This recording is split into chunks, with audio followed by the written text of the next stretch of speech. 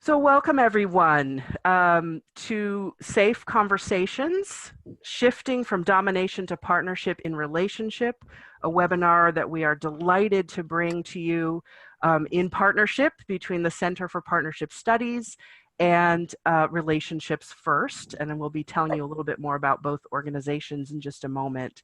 I'm Sarah Saltee. I'm the Director of Leadership and Learning Programs at the Center for Partnership Studies. And we're so excited to bring you today this important conversation, really that's at the intersection of two essential questions. How can we forge more caring and connected interpersonal relationships? And how does the development of those relational skills help us shift toward a partnership society, the kind of society in which our institutions, policies, beliefs, and values all align to foster caring connections with one another and with our planet. Before I introduce our panelists today, I want to share with you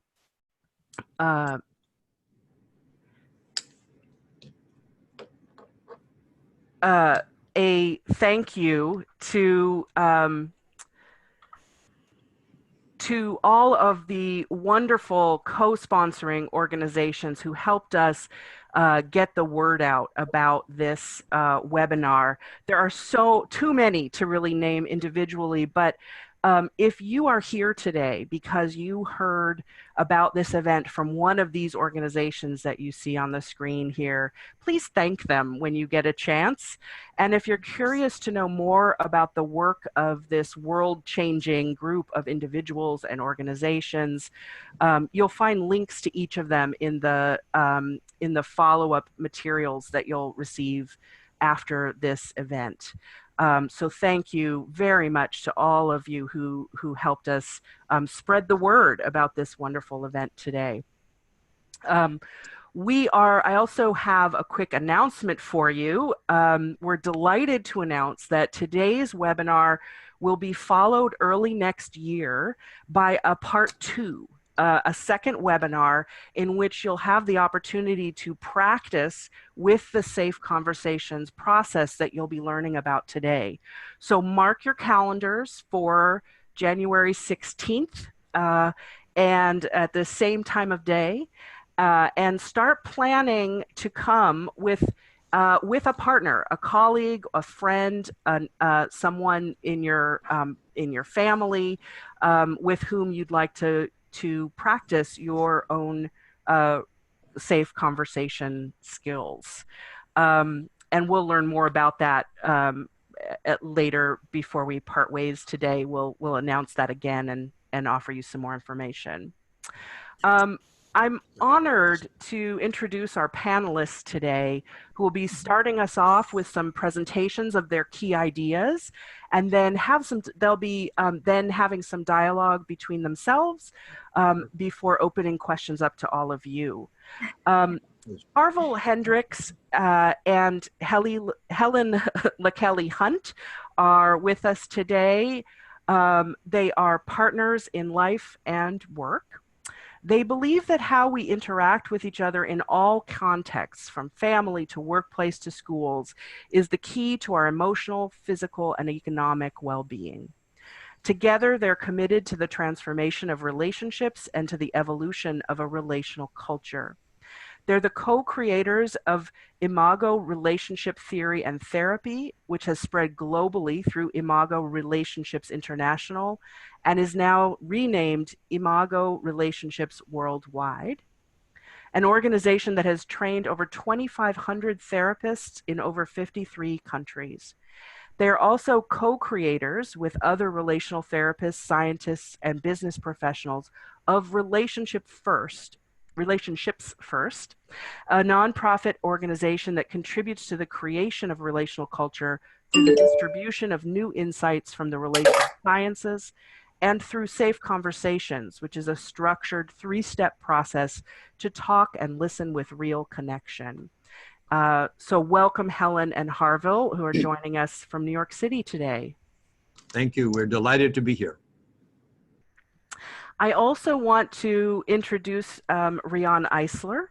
Riane Eisler is internationally known as a systems scientist. She is an attorney working for the human rights of women and children, and the author of groundbreaking books such as The Chalice and the Blade, Our History, Our Future, which is now in 26 foreign editions, and The Real Wealth of Nations, Creating a Caring Economics, among many other books. Dr. Eisler has received many honors, including honorary PhDs and Peace and Human Rights Awards. She lectures worldwide, with venues including the United Nations General Assembly, the U.S. Department of State, congressional briefings, universities, corporations, conference keynotes, and events hosted by heads of state. Riane is president of the Center for Partnership Studies, which is dedicated to research and education on social and economic transformation.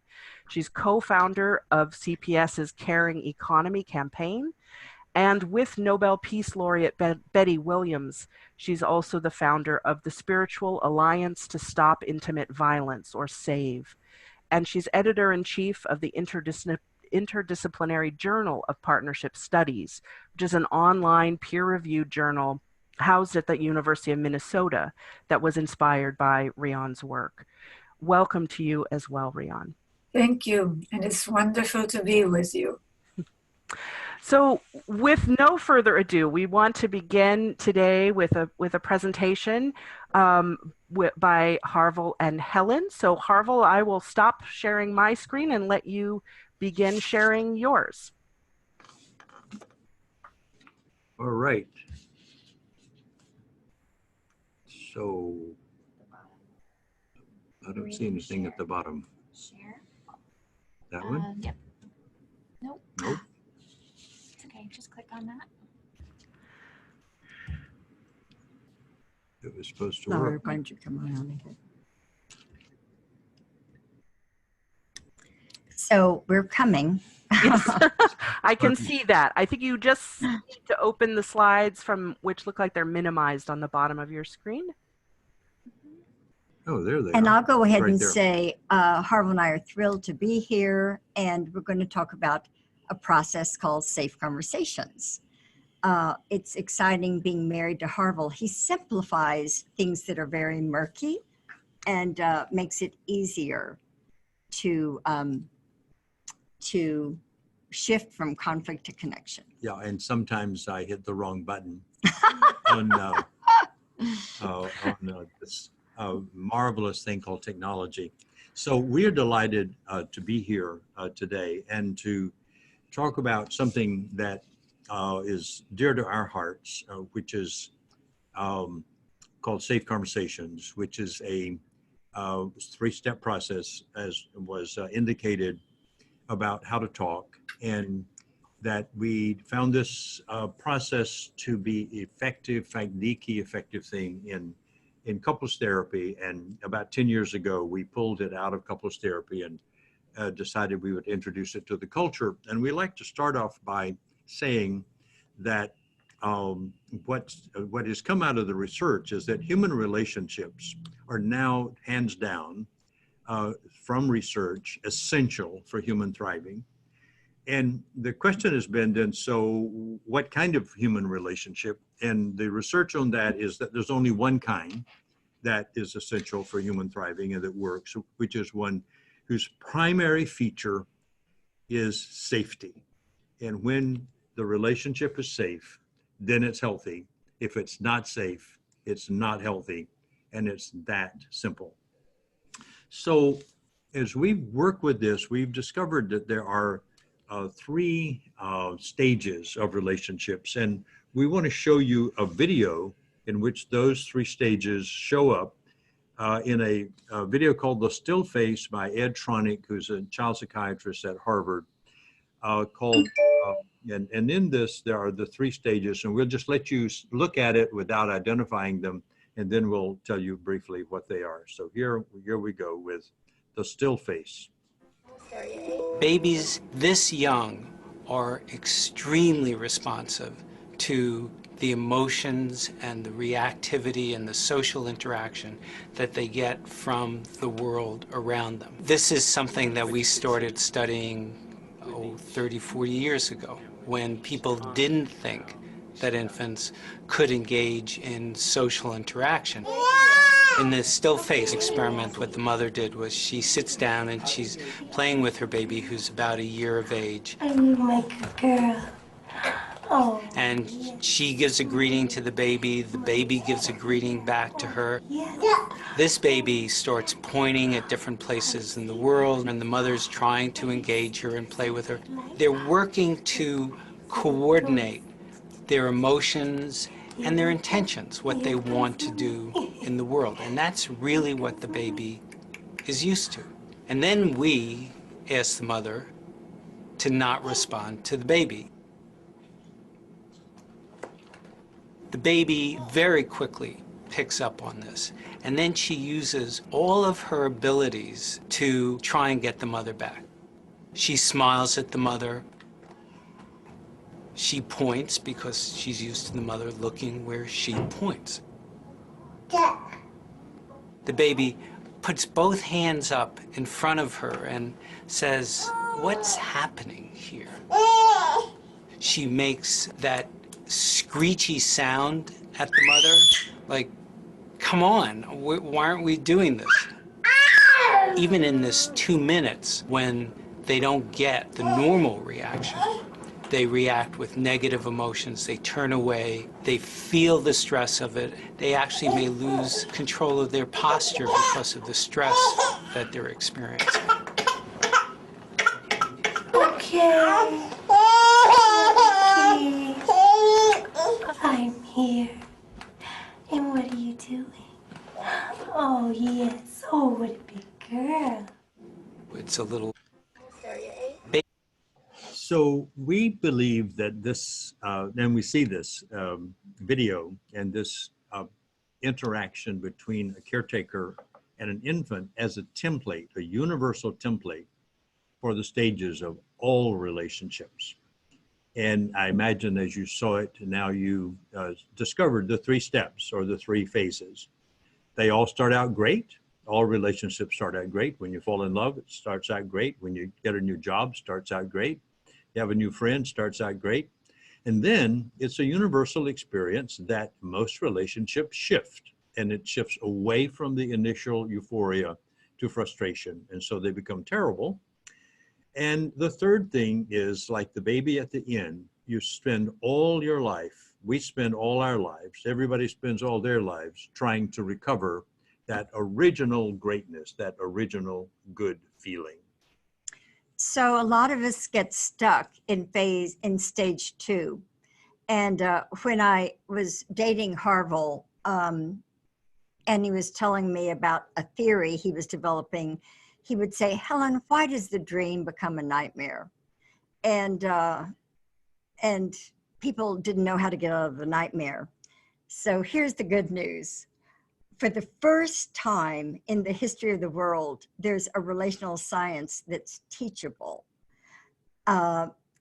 due to a lot of wisdom with relationship therapists working in the science of it, but also the breakthroughs in neuroscience in the 1990s made a lot more clarity in how you can have 2 people in conflict transform their relationship into connection.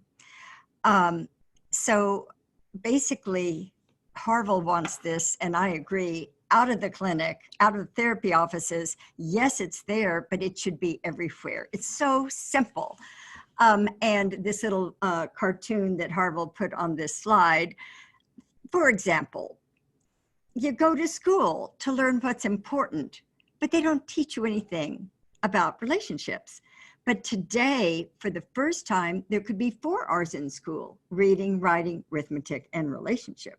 And you'll be much better prepared in life when you learn these simple skills. We believe everybody can become relationally competent. Yeah, and that relational competency is our goal and should be the goal, we think, of every educational institution. One thing that Safe Conversations does is we have a new definition of relationship. Typically, a relationship is 2 people with a history, and they stumble around and they like each other, but then conflict happens and they don't know what to do. So the old definition of relationship, these two people with the history, when they're in conflict, you have to change the inside to have a good relationship. So they may go to therapy, different therapists, or they may try to work on a spiritual practice or whatever, believing that if you change the inside, then you can come back and have a good relationship. And it's not always the case. Our definition of relationship is two people and the space between them. And to have a transformed relationship, you work on creating safety in the space between. When two people are safe, like that mother with the little child that wants to play and wants to engage her mother, the little child felt safe because the mom was engaged and present to the child's experience. The child felt safe. But when the mother turned away, the baby began to decompensate in anxiety because the relationship wasn't, they were not attuned to each other. And Safe Conversation teaches safety in the between and what is needed for the relationship to be transformed. Basically, the space between is the relationship, and the quality of the space between to make the relationship safe is safety, curiosity, and empathy. The interaction in the space between results, once it's safe, in collaboration, cooperation, and co-creation. So many people ask us, well, how did y'all get into this work? And I think the answer is that we fell into it in 1977 when we first met, and we began to talk about why were we divorced? We were both divorced then. And why do couples fight? Why does anybody fight? What's wrong with the human race? And so we had these really big questions, but we turned why do couples fight into a research question. And we did research on that for about 8 years and produced a book called Getting the Love You Want, a guide for couples. And in that was our first response to this question. Since the book, we have reduced the complexity of why couples fight to one answer, and that is couples fight because they do not like the point of view of their partner. It's called objection to difference. If I see the world as green, I expect that you see the world as green, don't you? Mm-hmm. Well, I see. And when so. you see the world as purple, it's like, well, something's wrong with your eyes. So difference has always been a problem for couples. But what we've discovered since then is that difference is a problem for everybody, that it is the human problem, is the objection to difference. And we think that's what produces a top-down, and what produces dominance and control. It's what produces violence, conflict, and war. What we discovered is that everybody objects to difference. So it's my way, no, my way or the highway. There's no other way. This is the right way. You don't understand. It's going to be the way I see it. So we think this is, we call this symbiosis. We think this is actually a quality of the mind, which is sort of at the level of the human problem that we have to change. So what we have come to is that we need to develop, in order to change that, relational competence. And relational competence has something to do with how we see other people. Because without relational competence, our experience is that talking is the most dangerous thing people do. And everybody talks. So the danger is potential in every conversation, that somebody will say something and the other person will say, well, that's not right. And then you'll say, well, I know it's right. It's always been right. And this is the truth. This creates a distinction in philosophies and politics and religion and even in science. We're discovering in the wonderful field of quantum physics, the quantum physicists don't quite agree on what the universe is like.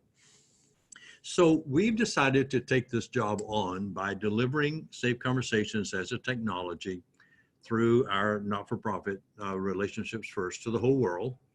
And what it basically is, the intention it basically has is to teach relational competency made up of 3 steps: to help people talk without polarizing, to listen without judgment. And we discovered that listening is a very powerful and underused human capacity, and that you know when you are listening, when you are changed by what you hear.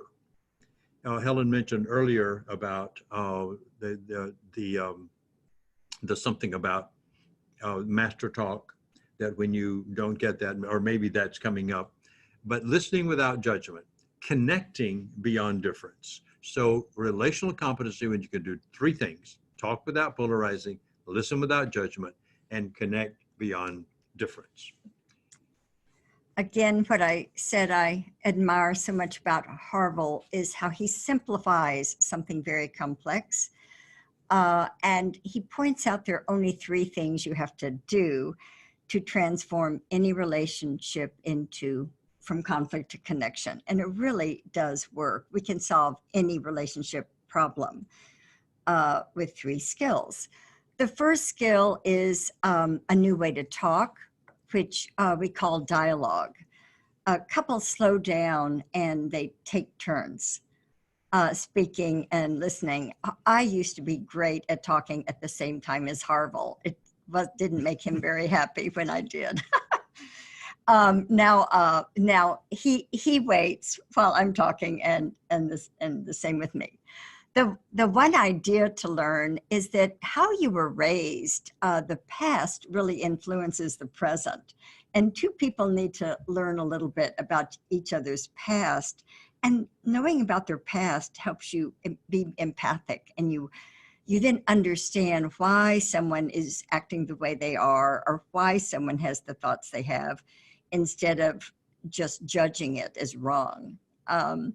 The third thing is learning to care for what we're really emphasizing in our time with you, Riane, is the space between.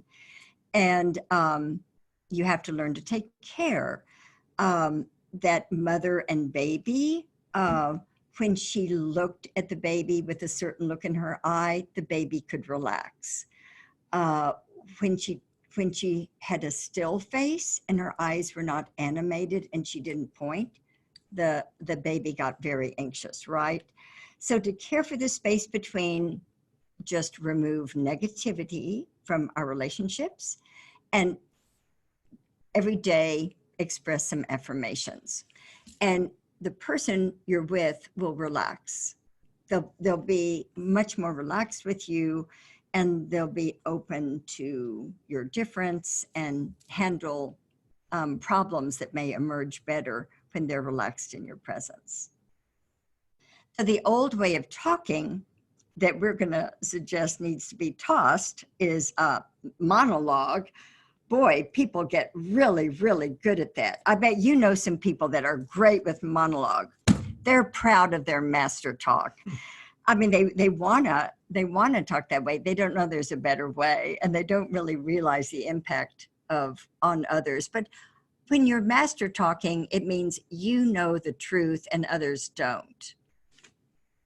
So basically, monologue is hearing but not listening, which results in rejection and deflection. And it produces disconnect in the space between. Can't connect with monologue. So we have a new way to talk. do you want to do this? And the new way, yeah, it's okay. You want to do it. So the new way is what we're talking about today, is safe conversations, which changes the vertical way of talking in monologue, and also the verticality in most human institutions in Western civilization, and turns them flat, makes them lateral, and therefore creates equalities, because you're now speaking with rather than to someone. That may seem like a small thing, but it's actually an axis change that would change the relationship and ultimately the world. One person is talking, the other person is listening. Now, when we take turns talking, that's when you experience safety. When we experience safety, we do something that's essential to come to terms with difference, which is we can differentiate. Differentiate means that I get it, you're not me. And you have another point of view, and your point of view is as valid as my point of view is valid. And we accept each other's view of the world as the only thing we can have, because I cannot have your view of the world, you cannot have my view of the world. Even if we agreed on the views of the world, there would still be difference, because the brains cannot copy each other like a printer can copy or a copier can copy. Brain is always creative, making up its own version of reality. And when we know that, then we can tolerate difference, because we know difference is the only reality there is. And when we differentiate, what that means is we can connect beyond the difference. That moves us then from conflict to connecting. Symbiosis is the human problem, differentiation is a human solution, and connecting is a result of the transformation from that.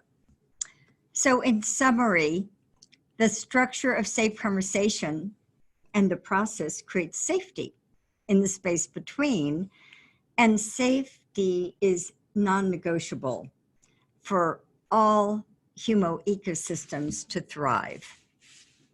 And Riane, we're so thrilled to be with you on this webinar. All right, so we'll shift now back. Thank you so much, Helen and Harville, and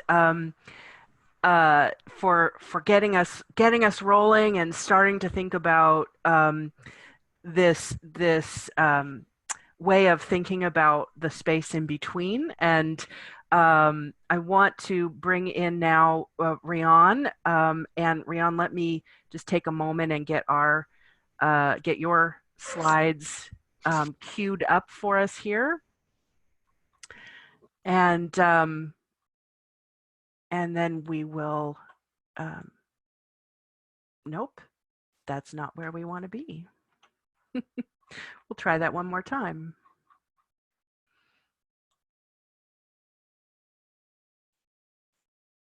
Ah, there we are. So welcome, Riane. Be sure to unmute yourself, and then we'll let you share if you share your own welcome. And that is true. I had muted myself. Well, first of all, thank you, Helen, and thank you, Harville, and welcome to everyone. I had a little accident, but I couldn't miss this. So I'm here with you today. And I'm so glad I am, because what Helen and Harville describe, and I'm going to take a different perspective, is not something that's embedded in our brain. It is really what we have learned to fit into what my research shows are domination systems. Because I'm going to go to my new book, and I'm going to vary this a little bit, because I want to respond also to what was said and place it in a different context. My new book, which is Nurturing Our Humanity, just came out with Oxford University Press. And one of its main themes is precisely that the issue is not really our genes. In fact, studies that are cited in this book, men who have a gene that predisposes them to violence, not all of the men with that gene are violent. Only those that had what we call adverse childhood experiences. So starting with the baby is very much in point, because the beauty of that video, though, is that it shows that we are shifting, at least in some world regions, more to the partnership side, because that mother really wanted to engage with that baby by making that baby feel safe and connected. So well, I think Harville and Helen have a wonderful technology, which is why I wanted to do this webinar, to help us in this time of transition for many of us, because we wouldn't even want to use this technology if we were still, for example, in the European Middle Ages, which looked a lot like the Taliban, if you really think about it. You know, the Inquisition, the Crusades, the witch burnings, women had no rights, children had no rights, and even thinking something that was outside of the accepted order was a death sentence, practically, with torture. In fact, St. Augustine put it very well. He said of that time that for anyone to think of changing their station in life was like a nose wanting to be an eye. The rankings, the top-down rankings, were so rigid. Now we've moved from that. And the fact that neuroscience is now looking at these things, and by the way, Nurturing Our Humanity combines my research, the research of my co-author, with what we are learning from neuroscience. The issue is the interaction of our growing brains, because we're not born with fully developed brains, with our environment, and the degree to which our environments, as mediated by families, in particular, by education, by religion, by politics, economics, orients to the domination or partnership side of the social scale, categories that go beyond right, left, religious, secular, Eastern, Western, really has a profound impact on how we learn to relate. It's that simple. If we're born into a culture and subculture where the family is a domination family, we learn exactly the kinds of communications that Helen and Harville describe. But they're not built into our minds. If they were, we couldn't change, right?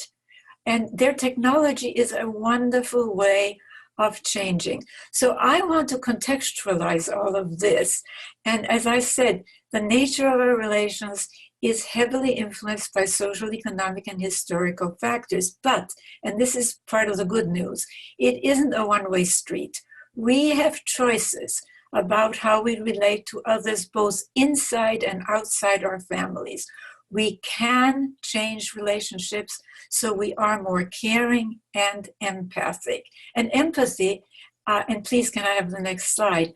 Empathy is one of the keys, of course, of creating that safe space where people can actually listen to each other rather than just wanting to control, to impose their own will. But as important as it is to work on our individual relations and to see, as Helen and Harville point out, better relations are possible, we also have to shift from domination to partnership in our social beliefs, values, and structures. And if we don't, it's like trying to go up on a down elevator, really. You know, we may create this little enclave for ourselves, but the band marches on, and it's the domination band. Next slide, please.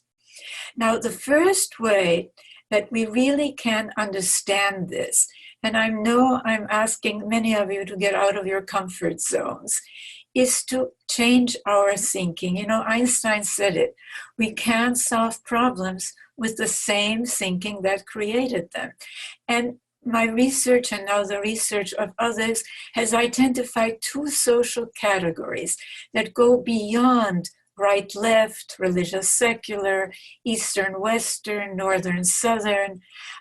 You know, we've had repressive, oppressive, violent societies in all these categories. You know, whether it was Nazi Germany. I happen to have been born in Austria. I was a Holocaust child survivor. Or whether they're Eastern, like the ISIS. I mean, these are extreme examples. They can be secular, they can be religious, they can be Eastern, they can be Western. But the real issue is a configuration. And it's very interesting because you cannot see this configuration unless you factor in the part of the picture that is left out of conventional social studies. And what am I talking about? These studies are very often aptly called the study of man. And we're told, don't worry about it. Man includes woman. Actually, the word woman includes man.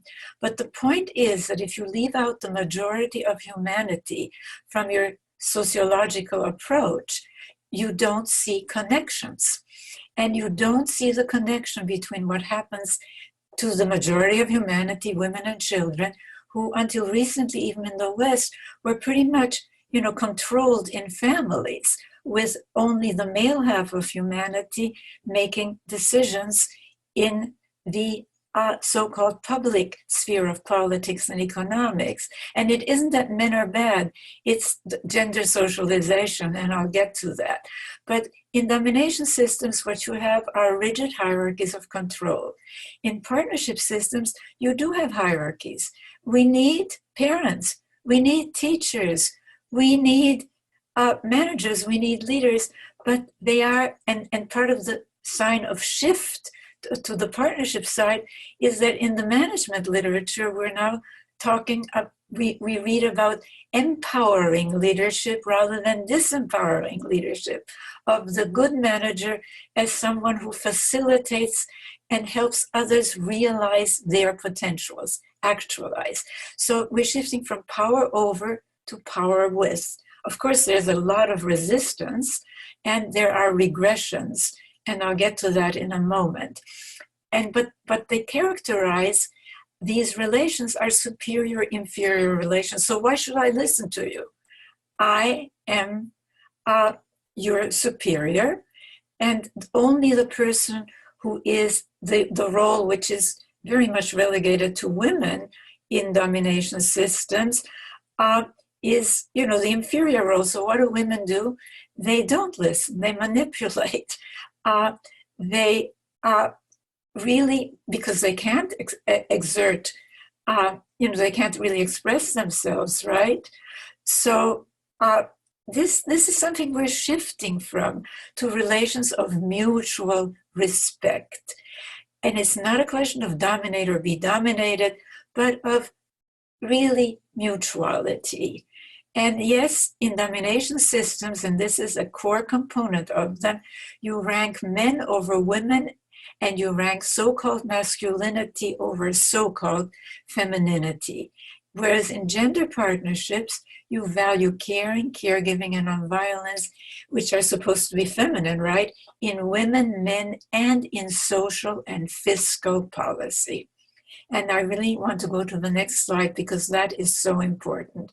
So the domination configuration, you start in the family, which is left out of sociology. Which is insane. And my research, and as I said, all my books, but especially now this new book that combines neuroscience with my findings of these configurations, really starts with family. Why? Because we know that our developing brains are not fully formed, and they develop, as I said, to start with, in interaction with our environments, which for humans, of course, are cultural environments. And yes, there is in domination systems a great deal of fear, abuse, and violence, all the way from child and wife beating to abuse by, quote, superiors in families, workplaces, and societies. The fact that the APA, the American Psychological Association, recently, they should have done it eons ago, came out with a statement that spanking is not only ineffective, but that it is harmful, is part of the trend, the movement towards partnership. Gender roles and relations are central to this, and so are narratives and language. The beliefs and stories we are told. Can I have the next slide? Because I want to go through this rather fast now. The partnership configuration, of course, has the kind of communication modeled that Helen and Harville described. Not perfect, we're never going to be perfect. We're going to lose it. We're going to lapse back, especially in this time when we're trying to shift from what so many of us have been taught, domination relationships rather than partnership relationships. But it's a more democratic structure with hierarchies of actualization. And parenting is authoritative, not authoritarian. You don't need that much fear, abuse, and violence because you don't have to maintain these top-down rankings. And as Helen and Harville said, there is respect and acknowledgement of diversity, and with this, of human rights. Gender roles I'll get back to, and narratives I'll get back to. But can we have the next slide, please? So what we really need to do is to change our story, because we've been told, and we continue to be told, a false story about, quote, human nature. What we're learning from neuroscience, and we have these studies in Nurturing Our Humanity, is that our so-called pleasure centers of the brain light up more, and these are studies, when we share than when we win. Isn't that amazing? That is so contrary to the story of these evolutionary imperatives that, oh, well, too bad, we are wired for rape, for war. My co-author in Nurturing Our Humanity, the anthropologist Douglas Fry, is one of the world's authorities on foraging societies. And you know what he calls them? The original partnership societies. They were more egalitarian, more gender balanced, and they were not warlike. And this is how we lived for millennia. Got to change our story, because we are wired for empathy and caring, but, and it's a big but, will these capacities be cultivated from childhood on, or will they be inhibited or compartmentalized as they are in domination environments? Next slide, please. So building a partnership world, really, we need 4 cornerstones. Childhood is where it starts. Gender, and I'll get back to that. Economics, and narratives and language. Next slide, please. Now, as you learn new relationship skills based on mutual respect, trust, nonviolence, and caring, not only in your family and other intimate relations, but all your relations, you have to keep in mind, as Helen and Harville said, our past. If we were brought up in families where that was not modeled, and most of us, to some extent, not all of us, and it's changing. I mean, that's the good news. We are going to have that as our sort of, that's normal, right? And it's really in our families and in early childhood, that we first learn to respect the rights of others, or we learn, well, that human rights violations are normal. And that's where you and I everyday practice either domination or partnership relations. Next, please. Neuroscience shows that what children first experience and observe, and it's worth repeating this because it's so foreign to what we're told about, quote, human nature. It impacts how our brains develop. 85% of our brain architecture is formed in the first 5 years. So a child's relationship with primary caregivers in those years has a decisive impact on the brain.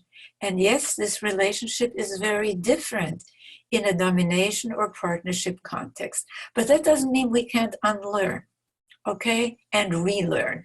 And that's what this safe relationships technology helps us do.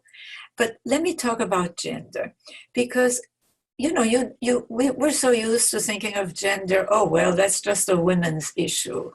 Heck no, it is a human issue because it directly impacts how our brains develop. It starts from birth, and it's very different in partnership and domination systems. Next, please.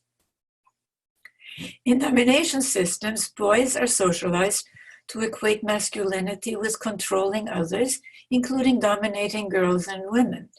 Now, that's what we today here call toxic masculinity at Partnership Trend. I don't like the term toxic masculinity because it isn't men. They've been taught this. You know, I mean, what really happens is that boys are told that they're sissies, they're wimps, weak sisters, if they exhibit feminine traits like caring and nonviolence. You know, out of 1,600 years of so-called Western science, gender studies, women's studies, men's studies, queer studies, only entered our universities 50 years ago. Think about that for a minute. How stuck we have been in thinking that this is not important. It is vital. Please continue with the next slide. In domination systems, well, I certainly did. We're supposed to please others and we're supposed to submit. And the women who don't, they're ball breakers, right? They're not, quote, feminine. So they either manipulate, you know, as powerless people have to do, or they reverse roles. They become the hen-pecking wife or the ball-breaking boss. It's not feminine. But in domination systems, both genders then are deprived of part of their humanity. Because as men's studies is so important now, it isn't only women's studies, it's men's studies. Because men have the capacity to be sensitive, to be empathic, to be caring. But if you're constantly being told that if you do that, you're going to grow up and not be a real man, hey, you've got a problem. Good news, we're moving away from it. Next slide, please. Now, in partnership systems, women can be assertive without being ball breakers, and men can be caring without being unmanly. And safe conversations really, from my perspective, helps people to practice expressing their full humanity and moving from domination relationships to partnership relations. Next slide, please. Now, I really want to, as I said, contextualize this because it's as important and it's vital that we work on leaving behind, you know, what we've been taught. You know, this is how we should relate. You know, Mr. Trump models that. You know, he's a bully and you're going to do what I'm told or else I'm going to have a fit and I'm going to punish you and I'm going to insult you. That's not human. He comes by it very honestly from his own background, okay? He learned this, and we know this about his background. But the problem is that these domination gender roles, and we see it in this present administration, adversely impact us all because historically, social and fiscal priorities have followed a gendered system of valuation. If, as in the Northern European nations like Sweden, Finland, Norway, women have a higher status and women are 50% of the national legislature, men no longer feel it's such a threat to their status, to their, quote, masculinity, to also vote for more caring values. So they have universal health care, early childhood education is supported, very, very important, very generous paid parental leave. I mean, we're talking about having the social context so that the relations that we're learning now to have will have backup in social policies. And I want to close now. I went a little further.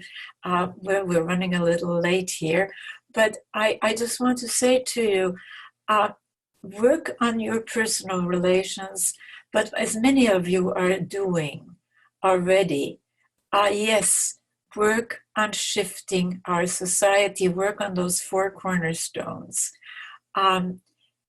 of childhood, gender, economics, and I I've written a great deal about what I call partnerism or a caring economics, a new economic system that recognizes the economic value of the work of caring for people starting in early childhood and caring for our Mother Earth, which is, by the way, essential in our post-industrial age. But anyway, that's what I want to close with, and I thank you. Thank you so much, Riane. And what a tremendous richness now we have in terms of all that we've heard from these two different starting points and context. I want to check in with all our panelists now because and hear from you which direction you'd like to go from this point. We're about at the point in our time together where we had scheduled to have some conversation between the two, between Helen and Harville and Riane. But we also have more to hear from Helen and Harville, and I'm wondering which of those you'd like to do next, and how you'd like to use the rest of our time. So, well, I think what I would like at least is, and Helen, you can say, is to show a dialogue so that people can see the technology of a conversation that creates partnership rather than, and therefore obviously is adverse to domination. I too thought that instead of the audience, of those attending, listening to talk, maybe watch. Yeah. Is that okay, Riane? Absolutely, but I do think that we should, I hopefully make it short so that we can interact. It will be very short. It'll be the thing, and Harville will say 3 sentences. I say nothing. Yeah, I mean, you had so much to say, and I understand why we went over, and it's okay. Yeah. No, of course, it's perfectly fine. Just want to make sure we're all in agreement on how we want to use the rest of our time together. So that sounds wonderful. Harville, if you want to go ahead and share the video, and then we'll come back all together and take it from there. Yeah, I'd like to do that because one of the things we've learned and why we do the videos is we found what we're teaching is a skill so that people can participate in a conversation that makes them equal. And if we can show them what that looks like, then they can get it faster than if we describe it. So we'd like to show you here is a couple, and I hope now we will get this right. And we'll go down here, and I want to see the slide first. Nope. How do I get? Follow Laura's. How do I get to I the? think you want to just go straight to opening the video itself and making sure that those audio buttons are clicked. There we are. Okay, but there's a slide preceding that that I wanted to show. Why don't you do this? Okay. Let's just do that. So hold on just a second.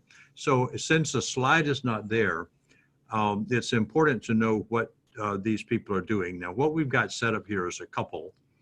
And what we want to say ahead of time is that what we're interested in teaching is the process that they're going to engage in and stating its applicability to any conversation and anyone in a conversation, parents and children, teacher to students, students to each other, boss to employee, boss to boss, or whatever. But there's a structure here, and you're going to watch this couple go through, and Helen's going to set it up, and then I'll facilitate, doing what we call mirroring, which is step 1 of the Safe Conversations process. Then they will do validating, which is making clear that each other makes sense, that their worlds are valid, and then thirdly, empathy. So that's what you'll see this couple doing.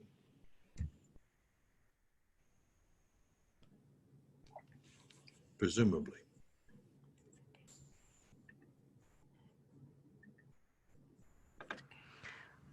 And we're no longer seeing your screen shared.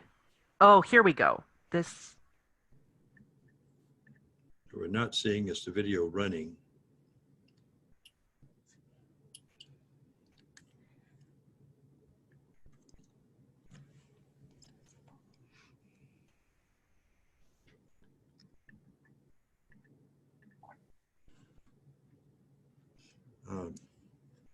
Okay, so I'm sorry, we had it embedded in the slide and it got moved, and now there's only the faces there.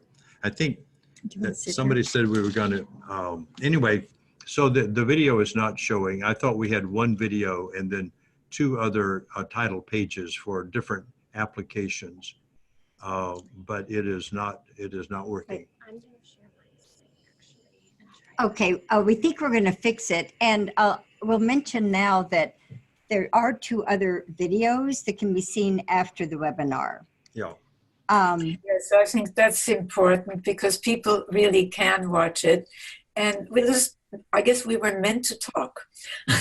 Well, someone here is trying to get it to function. So let's wait. Let's see. Looks like we've got it. Here we go. Asking two people. Yeah, but the audio isn't working now.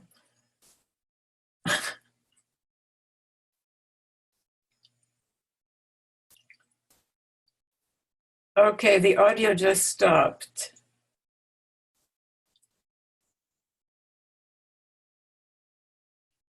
I'm so sorry, but there's no audio.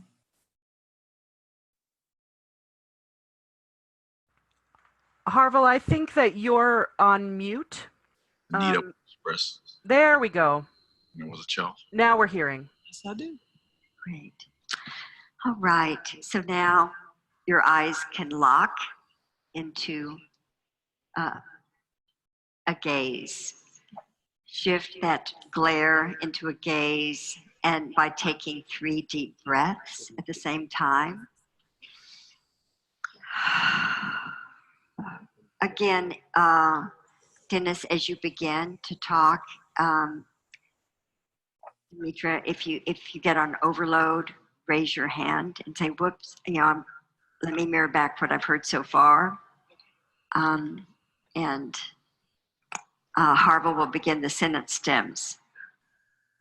So the sentence stem that we'd like you to start with, Dennis, is to make connection again with Demetra and say, when I was a child, I lived with a family in which I felt, and then you connected with one of those columns, neglected or intruded upon.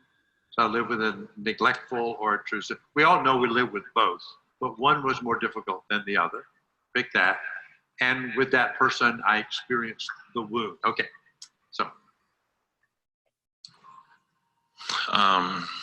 Demetra, when I was a child, I lived with a family in which I felt it was felt neglected, and that childhood wound led me to feel helpless.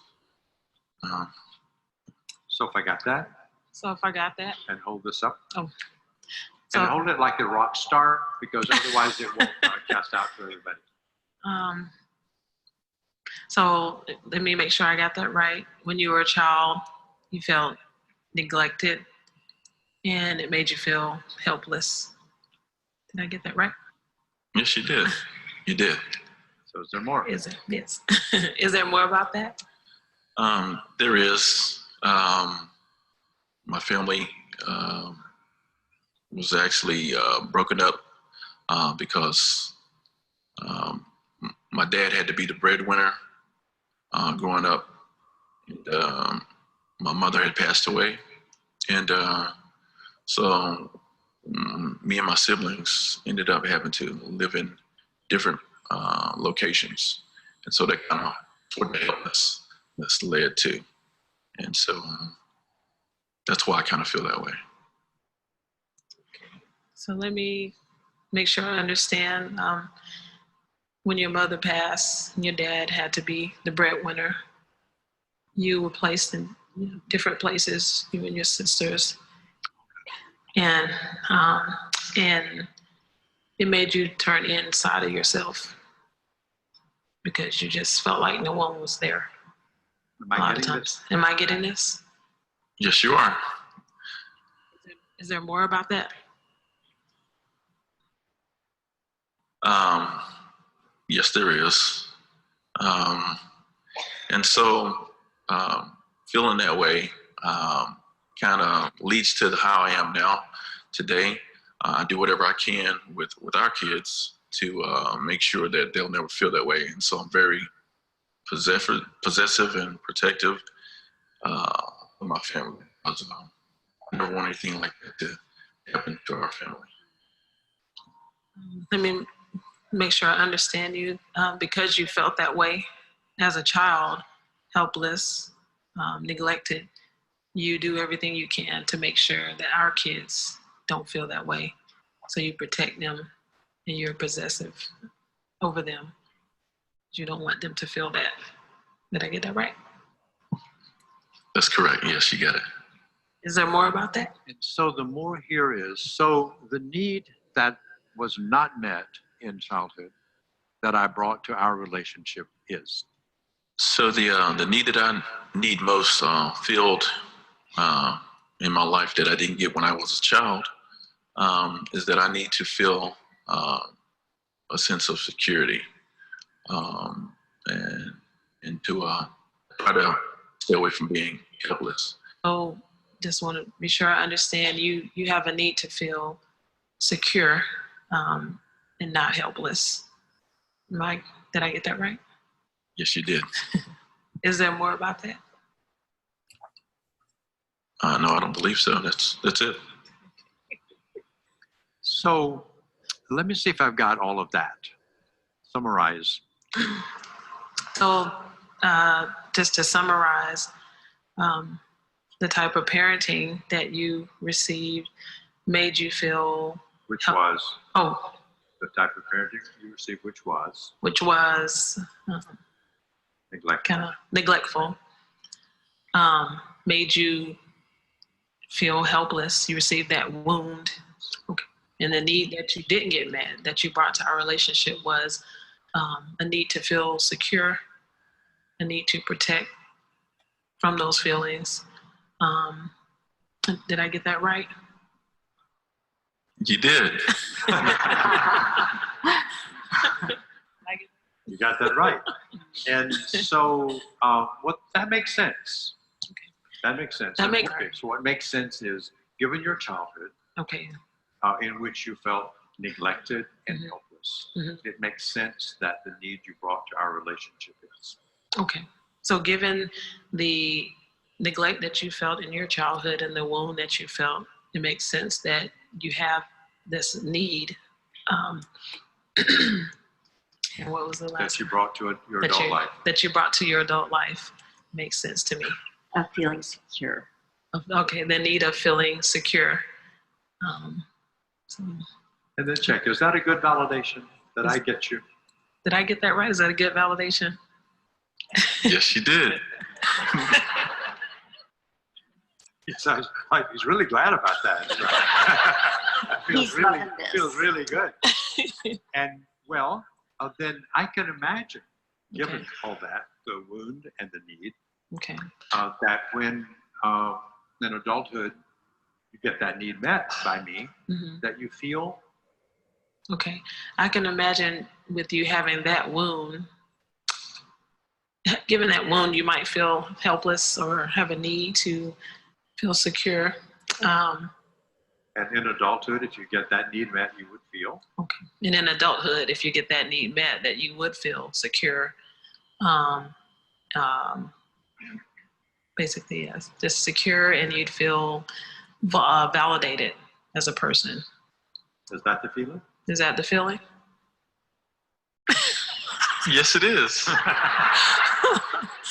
And so check, is there another feeling or other feelings that he might also be having about all that? So are there other feelings that you might be having about that? Well,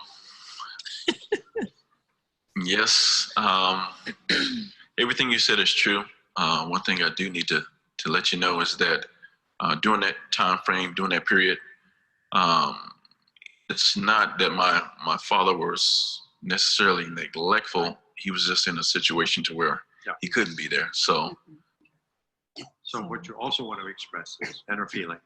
Okay. So what you also want to express is that you understand that your dad was not intentionally harming you, but he had to do what he had to do, but it still made you feel, but it still made you feel neglected. Did I get that right?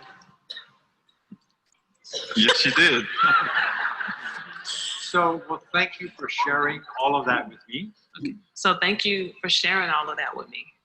Thank you for listening. Thank you for listening. And now you get a 1-minute full body hug with deep breathing. Fabulous.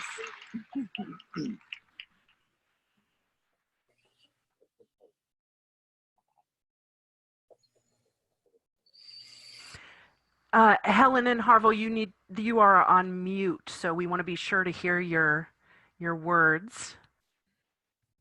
And it looks to me like you're muted through the Zoom mute and not now. There we go. All right. Now we got double. Okay. And I want to say I'm glad you showed that That because was another computer competing for dominance. Yes. it was very good to So see. can you hear us how now? people Want to be I heard. can't hear Riane. Can you hear me? I do hear you, Riane. It sounds like Helen and Harville maybe cannot. There we go. There we go. You're Yes. back on? Okay. I wanted to say it's so important, isn't it, that there be mutual respect, and this is what this modeled, and also that a person feels safe. And I want to say that nobody really feels safe in domination environments because the person who who dominates is always worried that they're going to lose that, and for them, there are only two alternatives. You either dominate or you're dominated. They can't see the partnership alternative. And Right. that's really what's so important, is Yes. that there is a partnership alternative. Absolutely. And this particular structure helps them live that partnership, live that equality, because in a situation like this, we always reverse this. Then she talks and he listens. And so what happens is it creates safety because the brain needs to know what's coming next. And if it knows what's coming next, then it can be open. If it doesn't know what's coming next, then it will be defensive. And it's sort of like in meditation, they learned that what makes meditation work is that the brain knows that the next thing coming is a breath. And therefore, that's what relaxes you, not the mantra that you focus on, but the brain knowing you're going to breathe in, then you're going to breathe out. So in the dialogue process, you know, when you talk, you're going to be mirrored.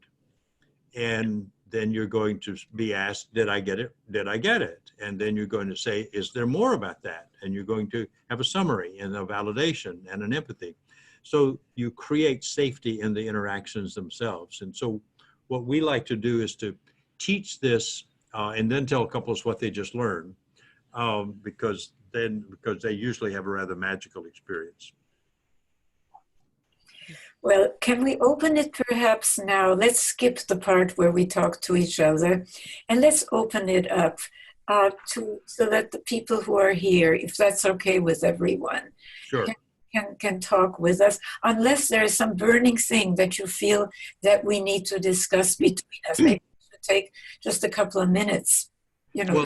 Well, What I'd suggest is that we offer an invitation now for people to begin formulating questions that you'd like to bring forward. And as you think of them, to begin sharing them in the chat box. And while you're taking a moment to think about what questions you'd like to bring forward, Helen and Harville, please go ahead and respond. So do you have a comment you want to make? I'll just make a quick comment. The gentleman we just saw in the video, no, he was neglected. And to me, it was so beautiful, just her looking him in the eye and repeating back his words and saying, is there more? Wow, did his face light up? It just made me wonder, you know, how many times has someone tried to get every word he said and even say, is there more? That's the phrase that people love hearing. Yes. Instead of, we say, most people, they might mirror you back, but they'll go, are you done yet? Because I'm ready to talk. I have something to say about what you're saying. So would you hurry up? Because I have a response. But when someone says, is there more? the people just go, you're really interested, you're really listening. Yeah, so it deepens the listening, right? Deepens the listening so that you actually are impacted by what you hear. If you're not impacted, you can't change. So if you listen deeply, and that's what the mirroring for those does. of you who might want to do it tonight at home, and you might want to give someone an appreciation, or anyone at home, give everyone at home a separate appreciation. They might be so surprised when you do. So there's one overview, 90,000 foot thing I want to say about Riane's comment that sociology left the family out. And Helen and I have been looking at relationship science, and we know that the relationship as a science didn't begin until 2000, around 2000, which means that relationship as a discipline, like psychology is a discipline, or anthropology is a discipline, or sociology is a discipline, but relationship, which is the interaction of people with each other, does not even have a discipline. That it's all been attached to other disciplines like relational psychology or relational sociology. So what we've been aware of is in the educational system of Western civilization, the relationship is not in the curriculum. And then we wonder, how come people have such bad relationships? Well, what's in the curriculum is how to be an autonomous, independent individual, whether you're male or female. And in the West, it was be dominant if you're a man and be submissive if you're a woman. But there was no relational curriculum by which people understand how relationships work. And that's the thing I think Riane is bringing to the consciousness of the culture. And what we want to bring to the consciousness of the culture, we have a huge job to do, which is to create a curriculum that goes into all educational institutions in Western civilization so people can learn in school, from preschool on through graduate school, how do human beings interact? How should they interact? What kind of interactions actually work? And you know, that's such an important point. And I want to say that fortunately, again, there's a trend in this direction. A colleague of mine actually teaches relationships at a junior college in California. And the kids, the college students, but it really needs to be taught much earlier. Yes. And parenting needs to be taught much earlier. But you see, because these were supposed to be, women were supposed to be the ones who take care of relationships. Why would men who are supposed to dominate have to worry about a relationship? You know, it wasn't their problem. It was she needed to somehow accommodate. Now, there's role reversal, and women have maintained. I really want to make something very clear. Just because we have inherited a domination, we have a domination heritage, we've been trying to leave it behind in bits and pieces, but that does not mean that it is somehow men's fault. Women are just as socialized to maintain domination systems. And we see this in the women who vote for Trump. Yeah. It is, they feel safe with a bully. That's what they're used to in their family. And it's unconscious. So that's why I place so much emphasis on childhood, and why nurturing our humanity really brings out what we are learning from neuroscience. And are we ready now for some questions, for some comments, Sarah? Or shall we just continue talking? Let me just check if Helen and Harville wanted to respond to what they heard, or... Okay. We agree. We're happy to hear. Okay. We agree with. And happy to hear We from agree others. with everything Riane says. She's so brilliant. All right, wonderful. So a first question I bring forward from Elizabeth, who asks, how do we use this model in political discussions, especially with the use of social media where relationships are breaking apart? There's really sort of two pieces to that, aren't there? So let me respond. So I'm going to throw out a response. We talk about this going into houses, at your homes and houses, but what about the houses of Congress? We actually, when we're lecturing, we will say, imagine if there was a rule in the Senate or the House of Representatives that when the session was called to order, the first thing the Congress people would do is turn to the person next to them and give each other an appreciation.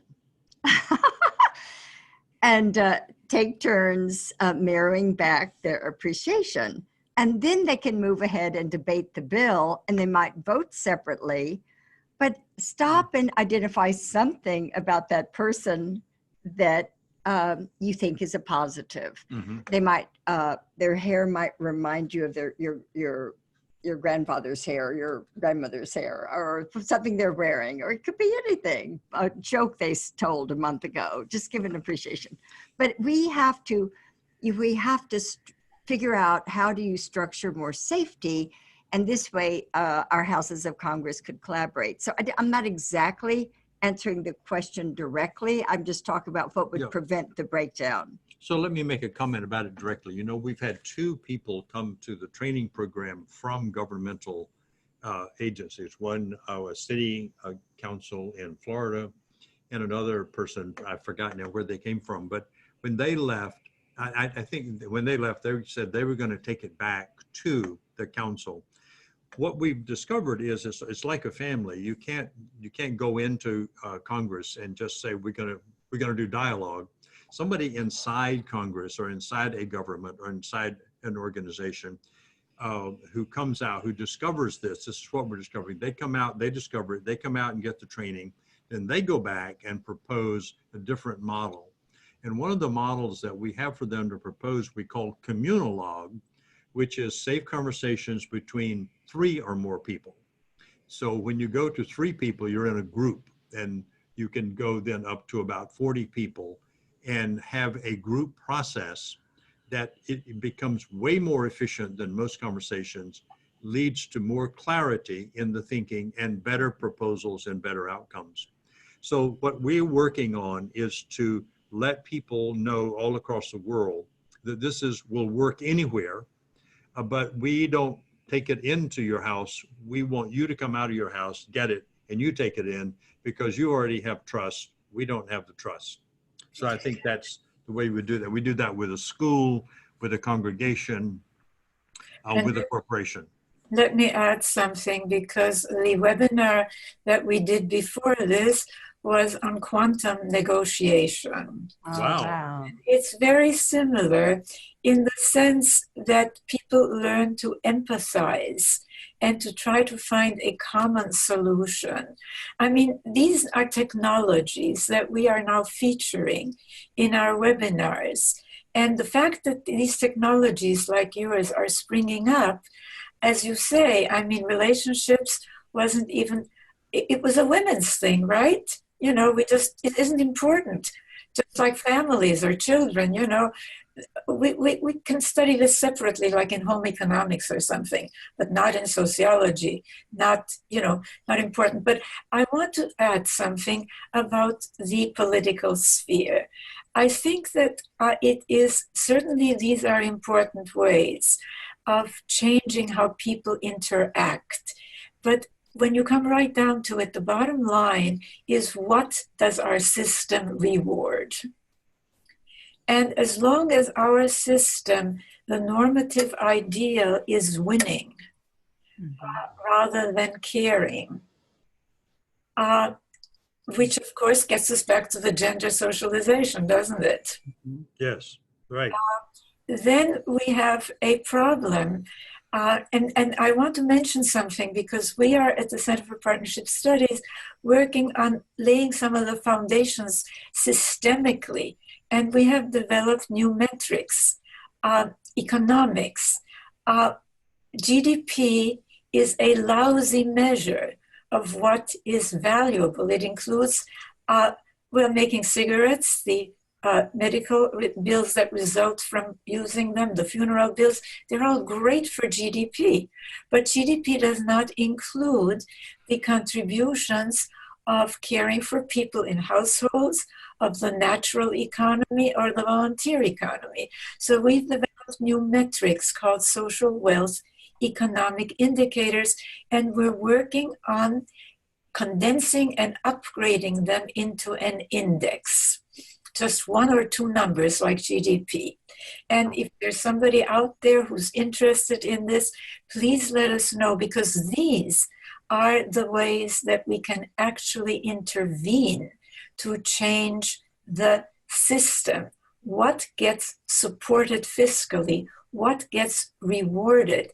If we can show that for our post-industrial, which social wealth economic indicators do, that caring for people starting in childhood, as I mentioned, is essential to create this, quote, high quality human capital that we need for this, age of automation and robotics, etc., then we can shift the thinking. And if we shift the thinking, which is how it starts, we can then shift the system of fiscal allocations. What do we support? So it goes hand in hand.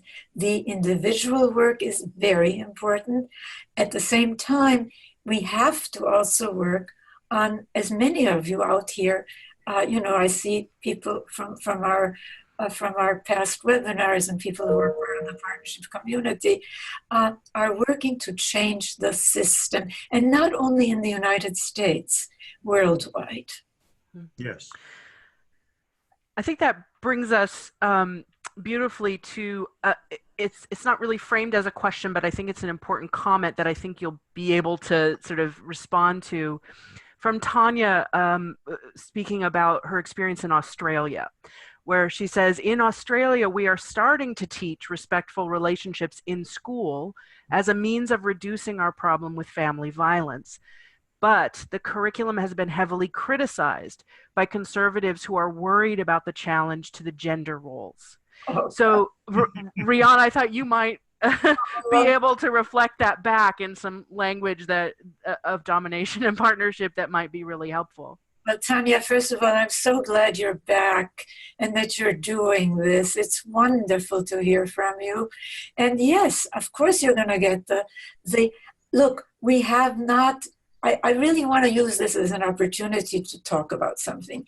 Every single progressive social movement has challenged traditions of dominations, from the so-called divinely right of kings to rule, to the so-called divinely right of men to rule, to the so-called divinely ordained right of a, quote, superior race to rule over inferior ones, all the way to the environmental movement, right? Challenging our once hallowed conquest of nature. However, not enough attention, and it takes us right back to the formative, to our past, to what we carry in our brains. Not enough attention was paid to changing childhood and gender relations. So you're going to get this pushback, you're going to get these regressions, as long as we don't change these areas. And the work that you're doing is so important, Tanya. And I just want to validate it. And yeah, of course you're going to get pushback, but it's an opportunity to talk about what does it mean to be human, and what men lose when they lose part of their humanity. And not to speak of what women lose, but really what they want to preserve is this, quote, traditional family, authoritarian, rigidly male-dominated, highly punitive, which is foundational to the perpetuation. It's not coincidental that it's Shia versus Sunni or Sunni versus Shia in Iran or in the Middle East, where there's a very rigid, quote, traditional, male-dominated, authoritarian, highly punitive family. These are connections. And we have them in our subcultures too, in the West. So that's what I really want to urge you to change, and I'm going to stop. The next question we'll bring forward is from Rebecca, who says, I work with offenders who commit violent crimes against women in a court-ordered program where they don't choose to be there and may or may not want to change at that moment. How do we communicate the benefits of partnership and convince them this is a better model when they're in a dominator mentality and behavior where they so value control? And I thought, Helen and Harville, I wonder if you have worked with bringing people into a safe conversations technology who are, coming perhaps not from a perspective of of choosing to be there, can that work? What's been your experience with that kind of situation?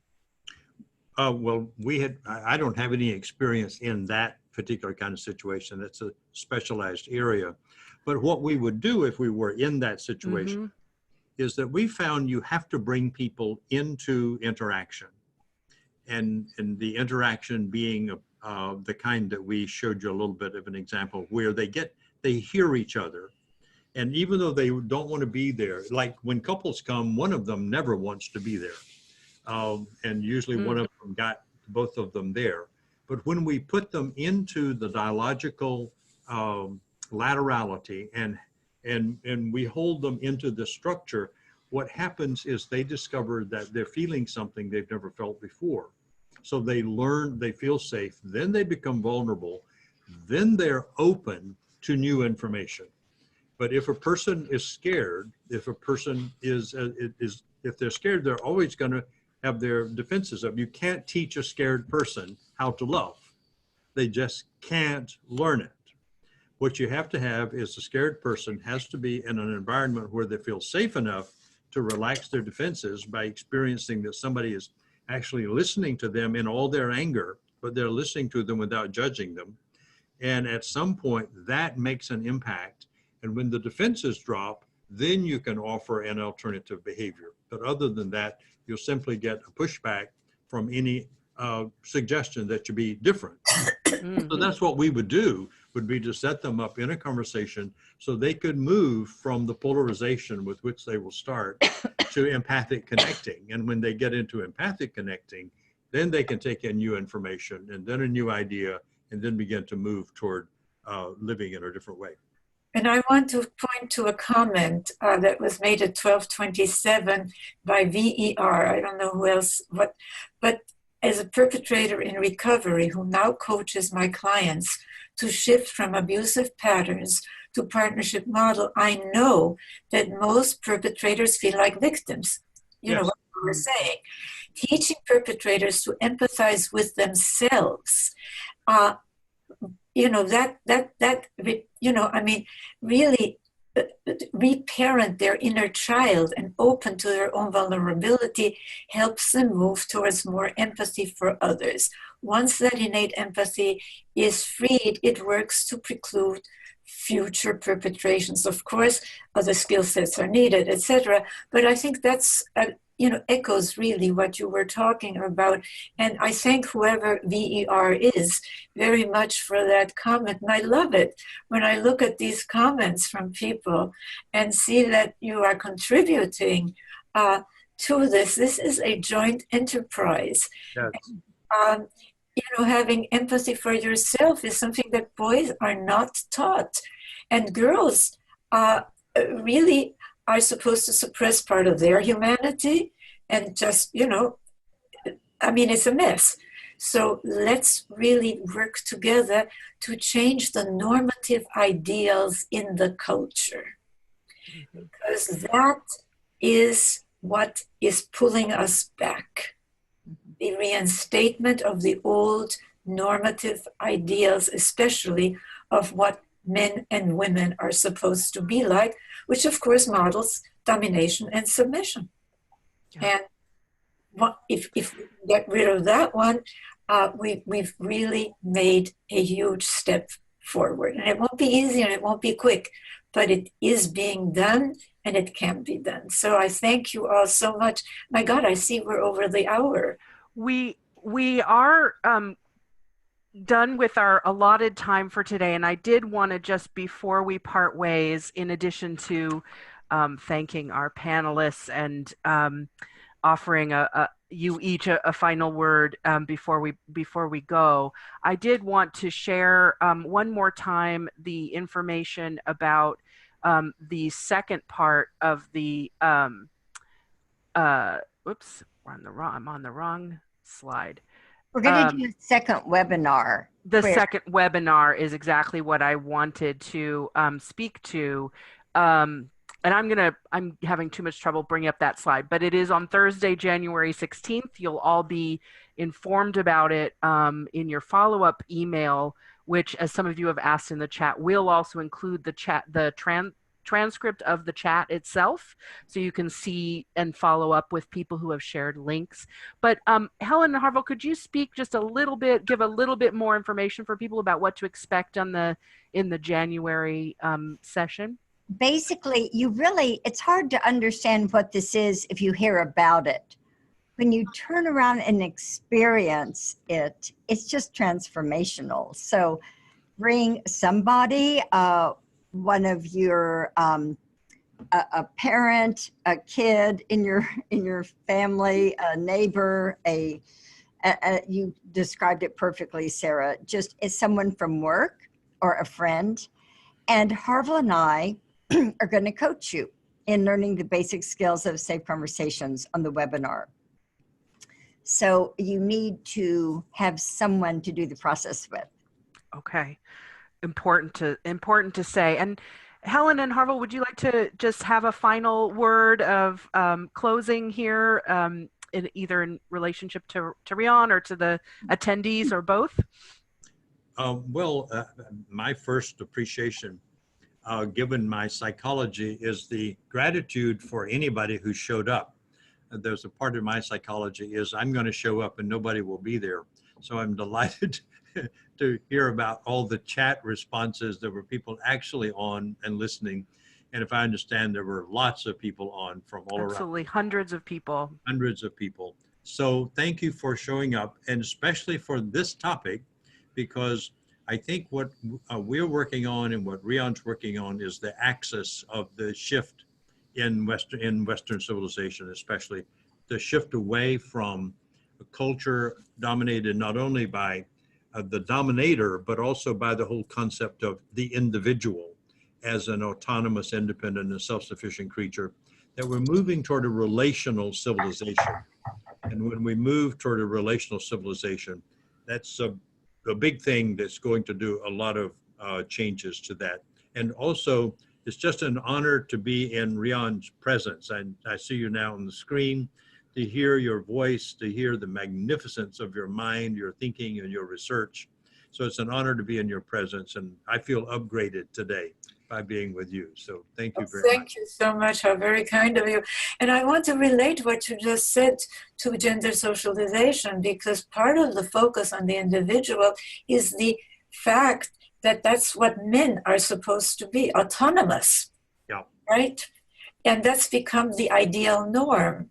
And of course, in reality, we are all interconnected. And the thing is, that beautiful little video that you showed of the baby, what we want from birth on is caring connection. Right. That's what a partnership system, not perfect, not ideal. Right. I mean, the perfect is the enemy of the good, I always say, and holding ourselves to an ideal of perfection is a mess. It's a dominator technique. So thank you all. Thank you so much, Helen and Harville. Could I just mention, I'm Please. wearing a bracelet. Gloria Steinem has been saying the last 15 years, we should be linked, not ranked. And the Ms. Foundation started making bracelets with that quote on it. But the Relationship First website has some things that help you do this at home. If you are interested, again, watch the videos. And we are so thrilled about our emerging partnership with Riane. Yeah, relationshipsfirst.org, right.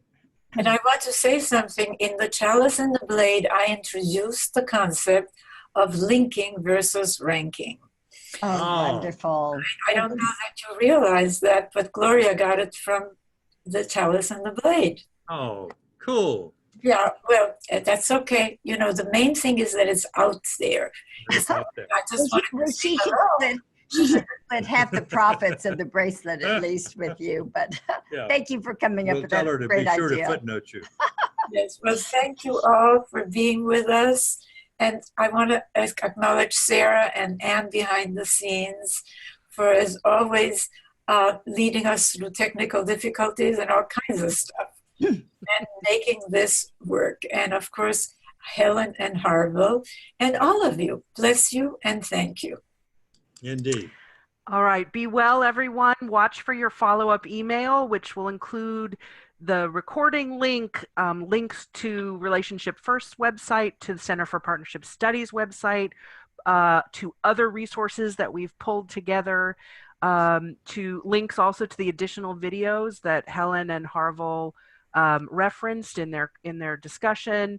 And thank you so much for the robust and really vibrant chat that has been going on throughout. It's just a joy to see all of your minds percolating and all the sharing. And so you'll also receive that link to the transcript of the chat.